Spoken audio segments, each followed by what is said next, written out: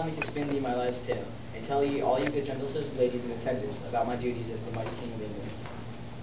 Alas, I believe my early life began with my birth. I was born to King Uther Pendragon by his wife Queenie Green in the year of our Lord 905. Okay. This is a sad story of my earlier years. My father, who was a fair and just king and beloved by his people, died when I was just a small lad. So Merlin, his royal sorcerer, who became my mentor and protector, took me away and placed me under the care of noble Sir Ector and his son Sir Kay. As I knew not of my royal heritage, I was training to become a noble knight under the command of Sir Ector and his army. To do this, I had to become a squire, so I trained as a squire under Sir Kay, but he was a cruel master. He called me disgusting names like the Ward. Hast thou heard a worse name in thy history?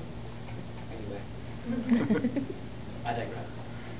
I had to do everything for him. Carry his weapons around, follow him into battle. If he was wounded, I needed to heal him, and tend to his horses. Yuck. Alright. But I showed him and everybody else. At the age of 16, I, Arthur, did the Sorcerer's Stone in London, and proved that I, not anyone else, was to become rightfully born king of all of Britain, forever, once and forevermore. Okay. Soon after, Merlin took me to a place called Avalon, where the Lady of the Lake presented unto me the mighty blade Excalibur, which is the greatest one ever forged, with which I could rule my people forever without ever having to fear a rebellion from any of them. I remember first using Excalibur like it was but yesterday.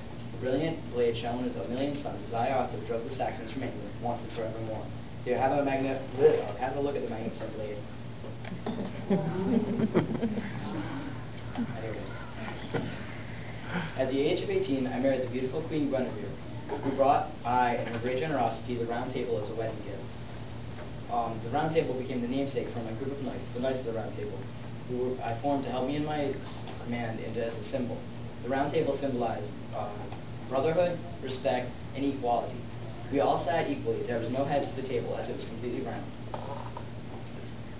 Perhaps thou hast heard of some of my knights, like Sir Lancelot, Sir Galahad, Sir Bedivere, Sir Gawain, or Sir Gareth, among those names. The fondest memory of my life must be when Sir Galahad, the greatest of my knights, accomplished the unbelievably honorable quest for the Holy Grail in the year of our Lord 932. He led. Wow, sorry. Sorry. Okay. It took him a whole time of 2 years to complete the task, as it was nearly impossible, and many knights had died and failed on the long quest. Though he succeeded, somehow, I am not sure how. He rode into Camelot, grail in hand, and the rest of us applauded for a quick 6 and 7 minutes. Never before had we seen such an amazing feat achieved by such a mortal man. I conquered the Holy Roman Empire not too long ago, in fact yesteryear. The Holy Roman Emperor was named Lucius, and I, what an idiotic leader was he. He could not lead him when they fell onto his face. Anyway, after I conquered him, I became the most powerful monarch in all of Europe.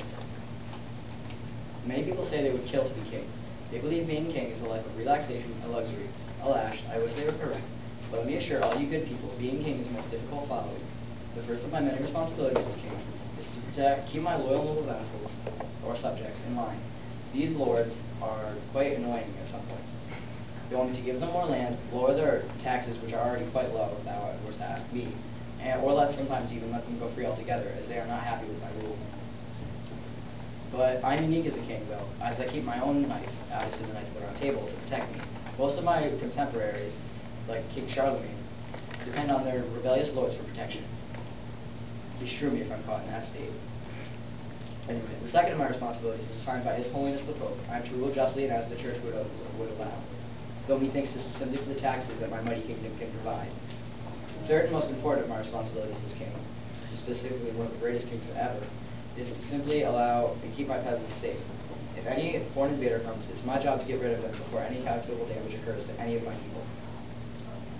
Though you may see me as larger than life, I live a fairly normal life for a monarch in my time. Okay. A normal day for me at my stone-washed castle at Camelot begins with me waking up between 6 and 7 ere the morrow. I enjoy a plentiful, refreshing breakfast of milk, eggs, pork, fish, and bread. Okay. Then Queen Guinevere and I enter our royal court, sit on our thrones, and await news of our affairs abroad. We stop between noon and 1 for a refreshing lunch of beef or fish with bread and some honey. We eat fairly light, as we might have to go out and do some chores that day. At dinner time, the castle servants cook up a grand feast at the Round Table for everyone to enjoy. They cook up everything you can imagine: mutton, beef, pork, fish, chicken, some sweets like honey and candy, and a gallon of our finest wine or ale for each knight to enjoy. Aye, what a great feast is it, and the knights and I need it after a long day of hard labor in the city. How stands the hour? My most sincere apologies. But alas, I must be going. God you good den, and I shall see thee anon.